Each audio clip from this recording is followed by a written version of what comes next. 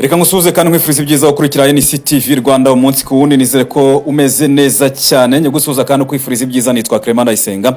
Nyemera nkugeza amakuru ari kuvugwa muri aka kanya mu gihugu cya Uganda, avuga ko Robert Kyagulanyi wamenyekanye nka Bobi Wine nk'umuhanzi amaze kuraswa, ahungu bakaba yihutanywe kwa muganga. Amakuru aravuga ko uyu mugabo akaba n'umunyapolitiki ndetse akaba n'umudepite mu nteko ishinga amategeko ya Uganda amaze kwerekezwa mu bitaro nk'uko bitangazwa n'ibitangaza amakuru bitandukanye byo muri Uganda, ndetse no ku rubuga rwe rwa Facebook bakaba banditse yuko yarashwe ku kaguru na polisi yo mu gace ka Bulindo.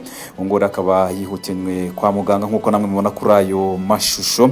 Kugeza ubu ngore ntabwo ari hatangazwa impamvu nyamukuru yaba yarashwe, kuko mu majwi yumvikana muri video yashyizwe ku mbuga nkoranyambaga yumvikana Bobi Wine avuga yuko araza kugira ibyo atangaza nyuma yo kwitabwaho n'abaganga. Ariko nk'uko bibona nawe muri iyo video ubona yuko yarashwe ku kaguru k'ibumoso, akaba yanakomeretse ndetse n'ipantaro ikaba yacitse nk'uko ukomeza kugenda ubibona muri ayo mashusho. Bobi Wine rero asanzwe ari umunyapolitiki utavuga rumwe n'ubutegetsi bwa Uganda, ndetse akaba ari n'umukandida ku mwanya w'umukuru w'igihugu mu matora aheruka yabaye.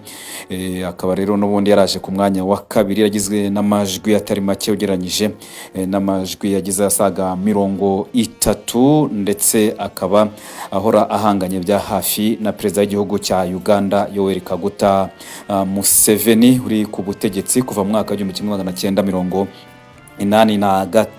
Akaba amaze imyaka 38 ku butegetsi. Mu bihe bitandukanye n'ubundi rero Robert Kyagulanyi wamenyekanye nka Bobi Wine ku izina ry'ubuhanzi yagiye n'ubundi afatwa n'inzego z'umutekano zikamuta muri yombi agafungwa, ndetse hari n'igihe yafungirwaga niwe mu rugo bitewe n'ibikorwa bye bya politiki bitaba bishyigikiwe n'ishyaka riri ku butegetsi mu gihugu cya Uganda.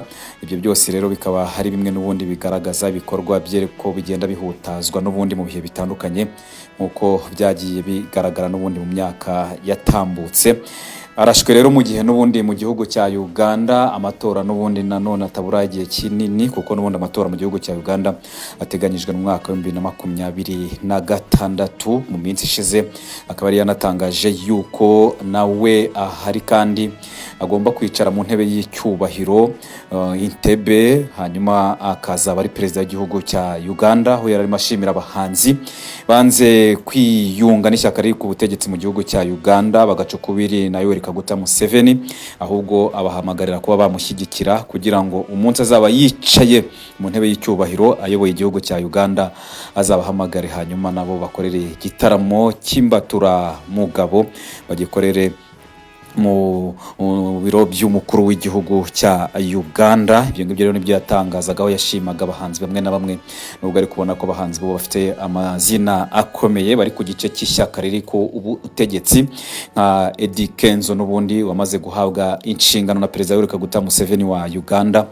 ngo akaba ari umujyanama we mu bijyanye n'ubuhanzi. Ibyo ngibyo rero nubwo Robert Kyagulanyi ashaka kwigarurira imitima y'abahanzi ndetse n'abakunzi babo kugira ngo amushyigikire, biragaragara yuko ari abahanzi basa nabo n'abakizamuka, nabo bataragira amazina akomeye ugereranyije n'abandi bakomeye mu gihugu cya Uganda.